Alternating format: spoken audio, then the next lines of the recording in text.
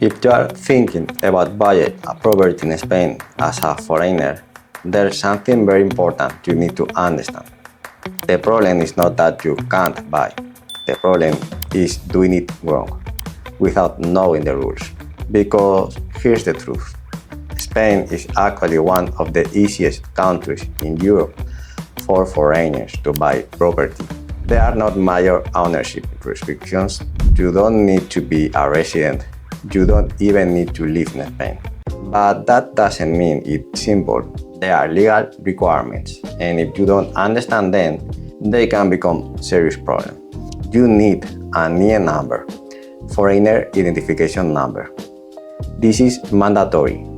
Without it, you cannot buy a property, pay taxes, or sign the deed. And here's the problem.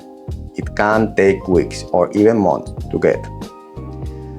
Proof of funds, anti-money laundering law. Spain is very strict here. You must justify where your money comes from. Not just say it, prove it. For example, savings with bank statements, property sale with legal documents, or gift with tax declarations. And this is checked at the notary. If something doesn't add up, the deal can be stopped. Taxes even if you don't live in Spain.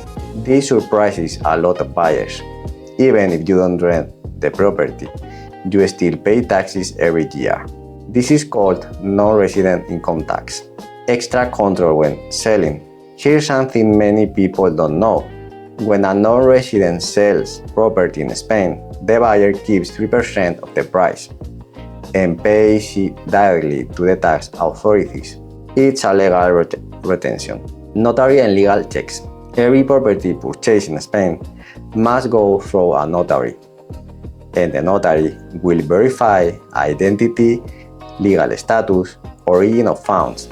This is not optional. Now let's compare with other countries, because this is where things get interesting. For example, in Spain, foreigners can buy freely, no major legal protections, just bureaucracy and compliance.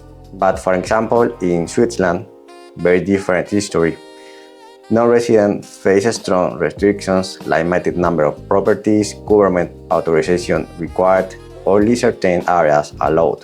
In Dubai, very open, but only specific zones, freehold areas, foreigners cannot buy everywhere. In Thailand, foreigners cannot own land directly, only condos under specific rules.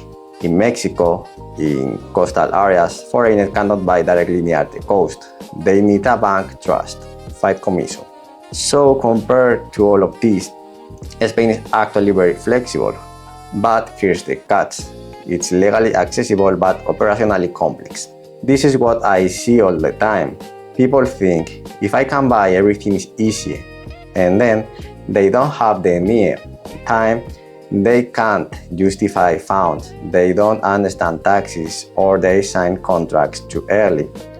And that's when problems start.